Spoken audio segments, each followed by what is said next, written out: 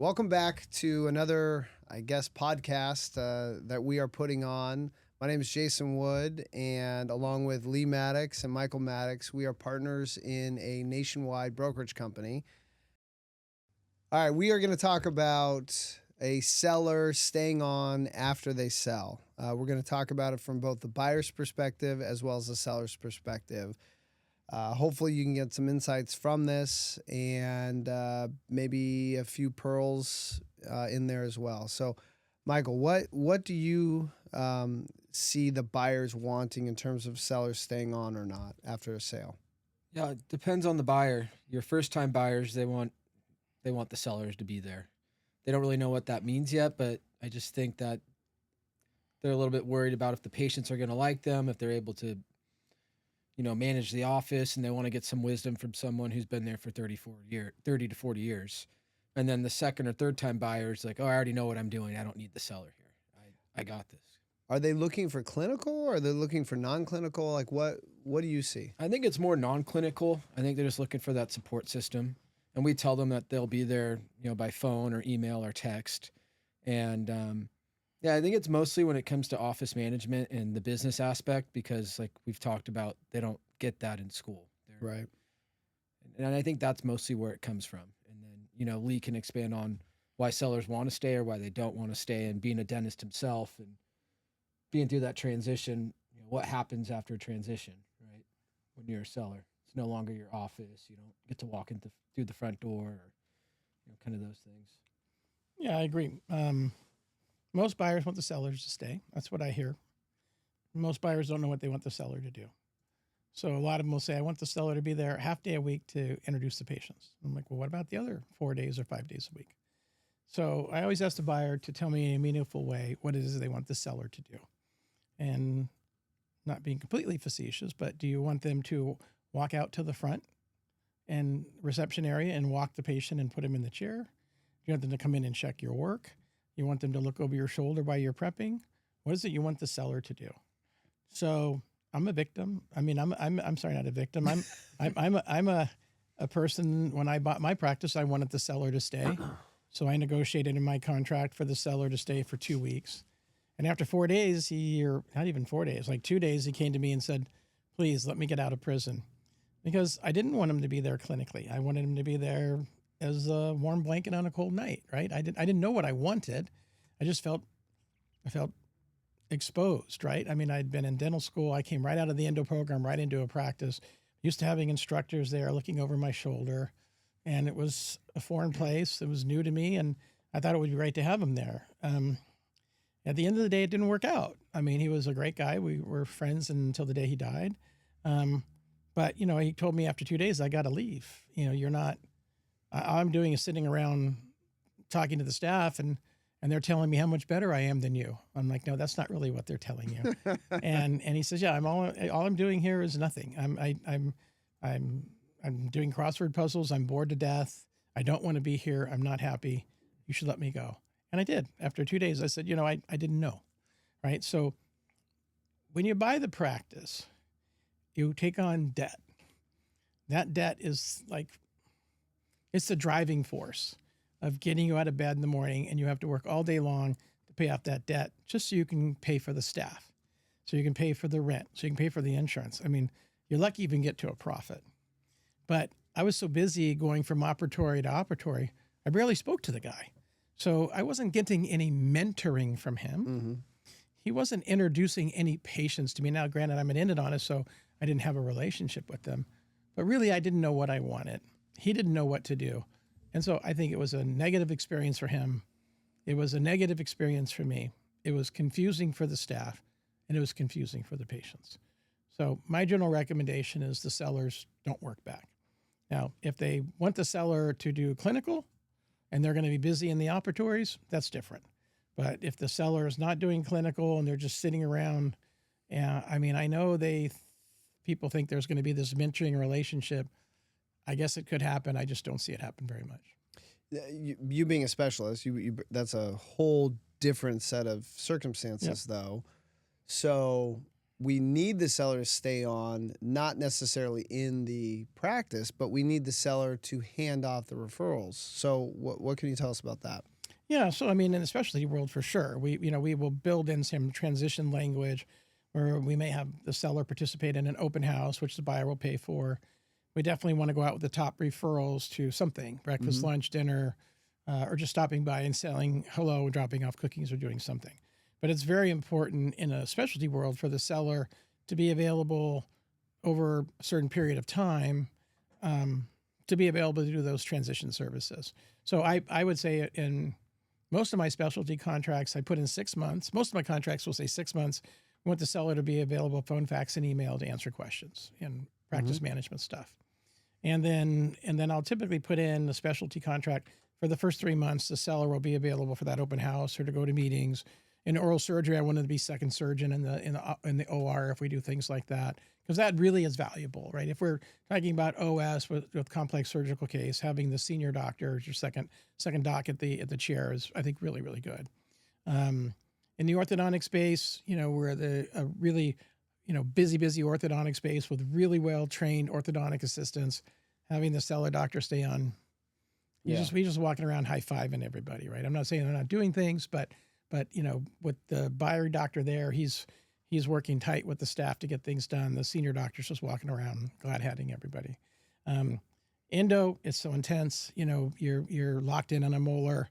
If you're a young associate, you just don't have time to pay attention to the doctor being there. So it is different. And getting to your point, in a GP space where you have long-term relationships, maybe it is better to have somebody hand it off. But I think that the letter of introduction, maybe an open house is all it really needs.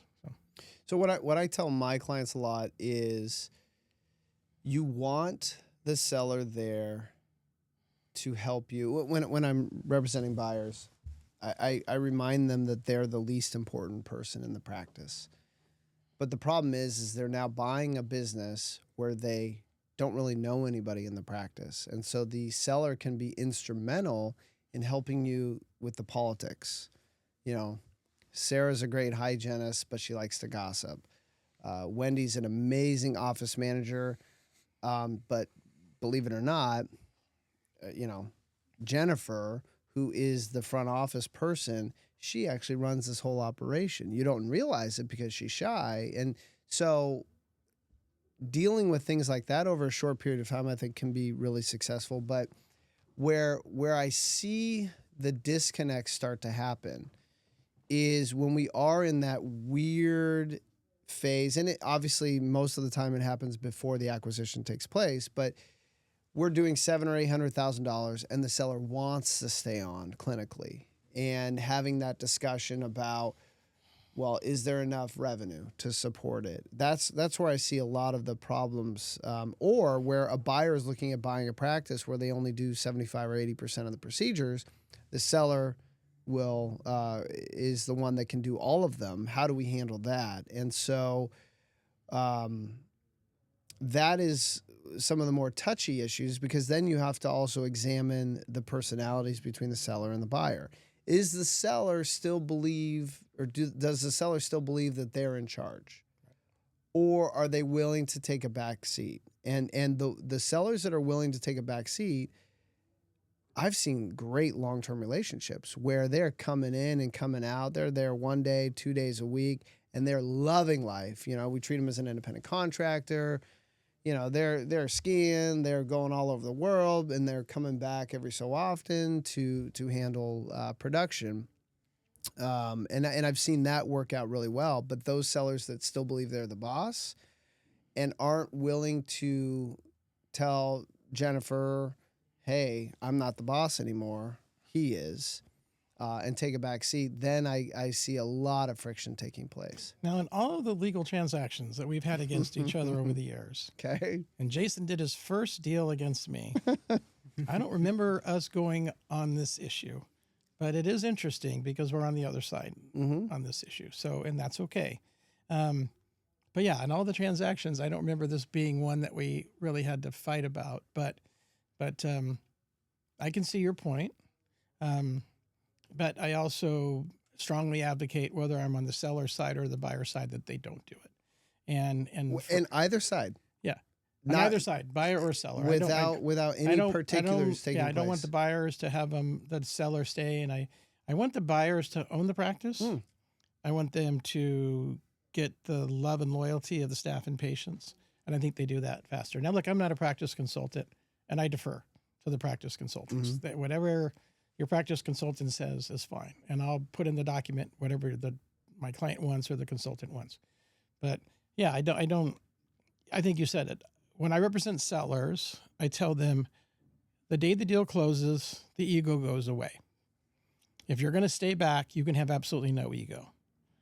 And because if you have ego, then you're going to be annoyed every day that you're there. You're going to watch changes happen. And they're going to be doing things that you tried 20 years ago that you know don't work, but they just spent $1 million. They get to do it the way they want to do it. And they're going to hire people that you don't like, and they're putting procedures that you don't like. They're going to work hours that you don't like. So there can just be a lot of things that are really infuriating to you. And I don't think you need to put up with that. You know, I don't think it's healthy for the seller to be there or the buyer to be there. It doesn't mean you can't have that experience, like you said, where it just works out great. And on the buyer side, I don't think the buyers need it. I think most buyers coming out of school are really well trained. From your knowledge and my knowledge, the lenders don't lend money to people right out of school. So they have 1 or 2 years of experience. The specialists can come out of school. The specialists are absolutely ready to take over their practice. I agree from a practice management point of view, they may not know everything, but that doesn't require the seller to be there. That could be a telephone call at night. That can be an email. But from a clinical perspective, I think the young specialists are trained really, really well. I'm not saying they know as much as the senior doctor or have the tricks, but they're well trained. And the GPs, a lot of them since COVID and problem-based learning went to GPRs. So they come out and they're multi-discipline trained. So I don't know what the value of having the seller is there unless you're going to have them work. Right. So.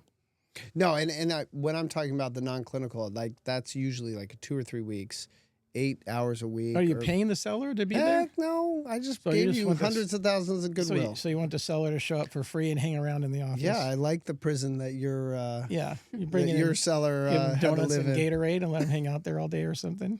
Gatorade, that costs money. There's tap water. Tap water. No, I think it's. I mean, and this is. Look, welcome to our world, right? Yeah, I mean, absolutely. I've been doing this a long time, and you've been doing it a long time, and we are going to have these differences of opinion on many issues related to the transition, but this is one that I'll just leave it up to the consultants and or leave it up to the doctors and not make it mandatory. Like, so if you made it mandatory that my guy had to be there for 6 months, I would. Oh, fight. heck no. I would fight you on that. I would hope so. I mean, I think so. Typically, let's go back to what really happens is the transaction closes. The seller is going to finish up their uncompleted work. They're got 5 to 8 crowns of cement. They're going to be there 3 or 4, maybe 5 days over a 1 or 2 week period. Right. So when they're there, they can do all the things you're talking about. They can give advice on the transition. They can give advice on the AR. They can talk about the patients. But, after that, let them go their way and be available phone, fax, and email. And one of the things we know about dentists, and dentists are my people. I love dentists. And my dental friends will know on Mrs. Smith that the mesiobuccal margin is open on tooth number 14, and they've been watching it 10 years. It's crazy. It's just locked into their brains. So there is some value for the young associate that became owner or the young owner to be able to call them up and say, what's going on with number 14? And immediately the doc will say, yeah, we've been watching that for a while. You should do the crown. But I just didn't feel like doing epimolar prep. So there is certainly that value. And I think they should have a relationship. I think they should periodically go out to lunch. I think you should stay in contact. I think that's all very valuable. What Michael's talking about is interesting. Is after I sold my practice, I had 2 doors into my office, and I was in a group solo situation. I sold my half to a friend, but for the first month after the transaction, I would walk in the back door.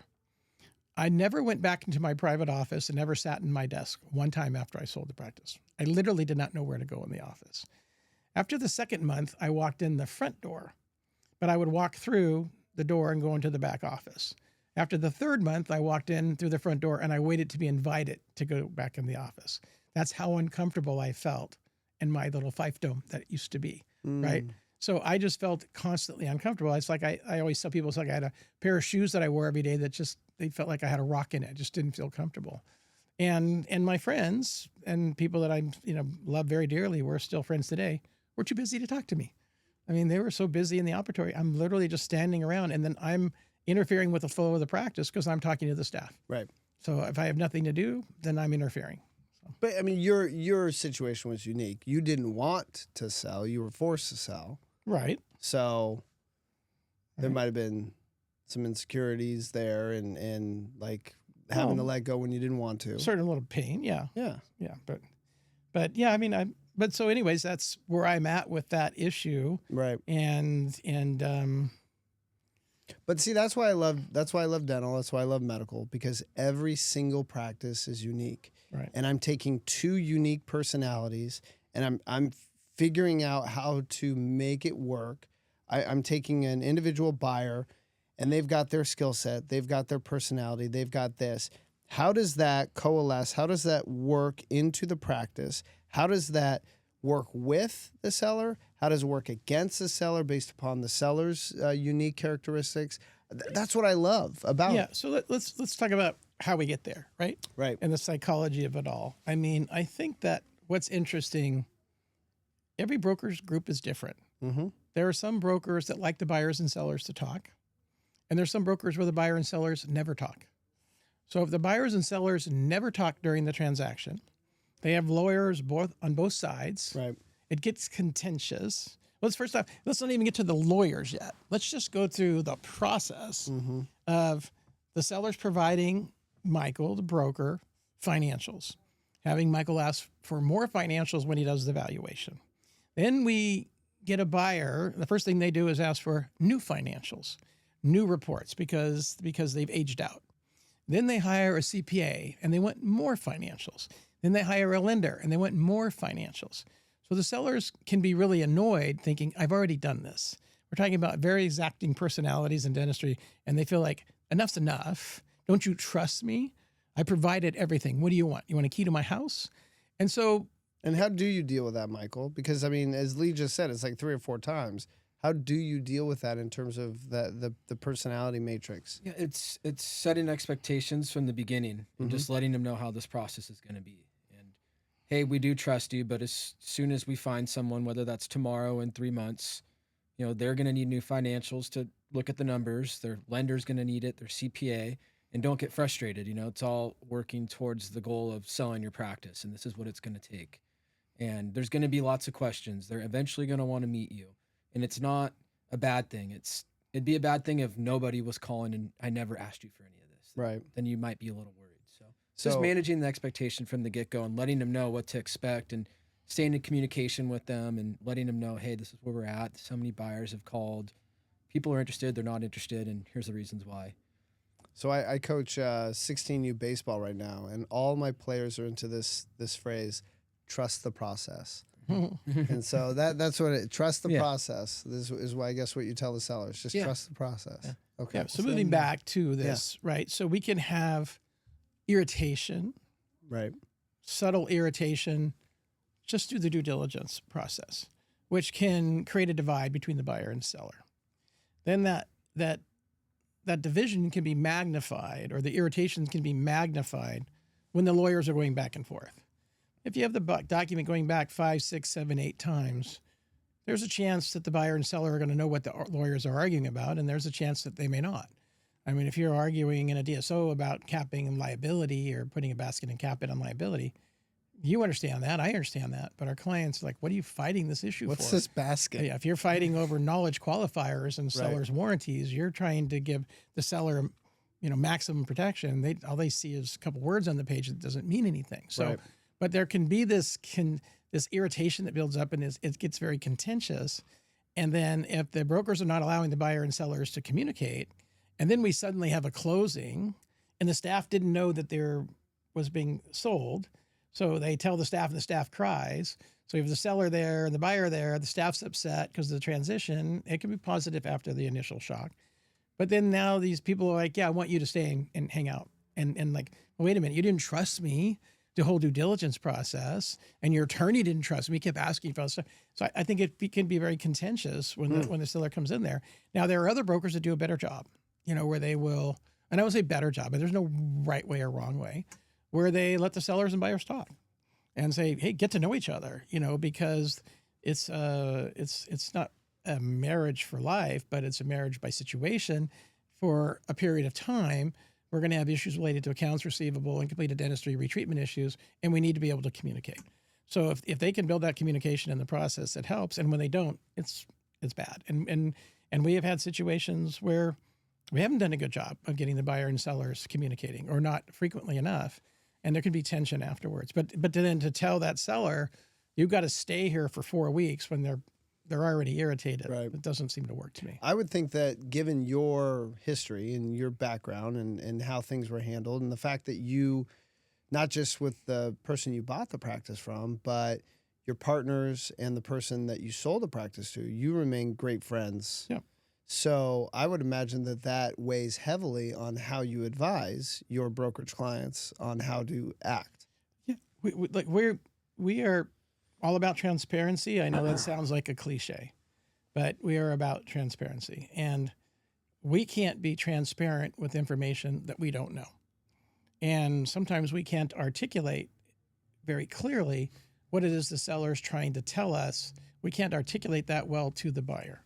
So we will take ourselves out of the middle and invite the buyer and seller to communicate. And they can communicate on a doctor level, on a psychological level, whatever it is, they get it. And that could be with a consultant, it could be with the doctor, but we would like to have a little bit of a bond where they like each other before the deal goes through. It doesn't always happen. And we could do more. We could do more. But I just like I told you, we had a kickoff meeting last night, and the buyer and seller were talking. We're going to have a meeting on the 6th of March, and the due diligence is starting. We're going to dinner. The buyer, the seller, the wife, the other wife. And so we're trying to build a relationship for a short period of time. And I think that clears away a little bit of those irritations, right? They know each other enough.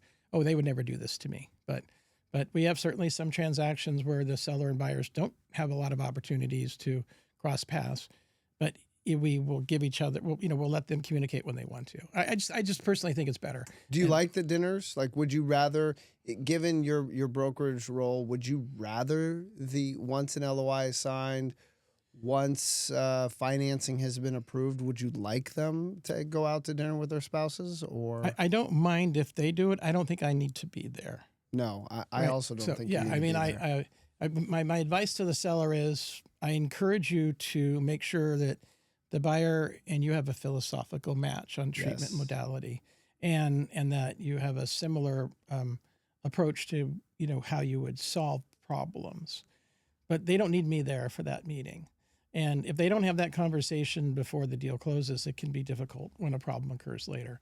So I'm not opposed. And we actually had a perio transaction where the buyer and seller went out to dinner, and the transaction's been amazing.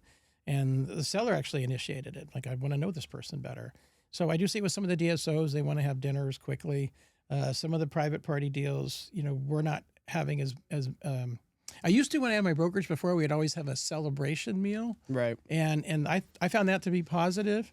It kind of washed away the past a little bit, because there was some irritation in the process and some reluctance maybe to go to dinner, but then the dinner would kind of work out a little bit. So the answer is, yeah, I think it's a positive. It's not absolutely necessary, but I don't think it's a negative.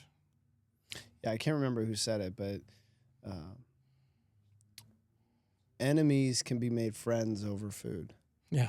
I can't remember who said it, but I feel that way. I feel that if you can sit down to dinner with somebody, you can get through a lot of perceived slights or anything else, and then most of the time you realize it was all the attorney's fault. So, and I think everybody should blame the attorneys. I got broad shoulders. I tell my clients all the time, when in doubt, blame me. Yeah, absolutely. Yeah.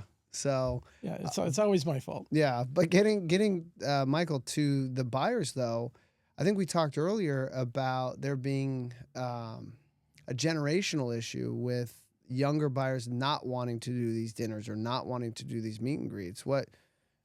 What do you think about that? They're not getting on a phone call. I mean, a lot of times when buyers reach out, they inquire. Mhm. You know, you try to call after they sign an NDA and you can't get them on the phone, and everything's over email.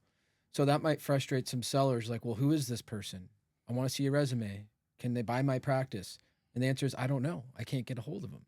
And maybe that's just because they're new to looking for a practice, which is okay. You need to look for a while. Maybe you're not ready. But it also comes down to some of these buyers, they want to meet the seller right off the bat.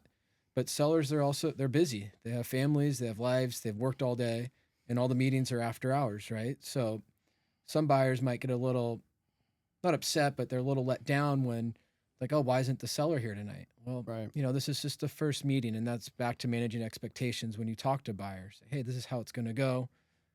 You have all the financials, you like it. Let's go see the practice. Can you see yourself here?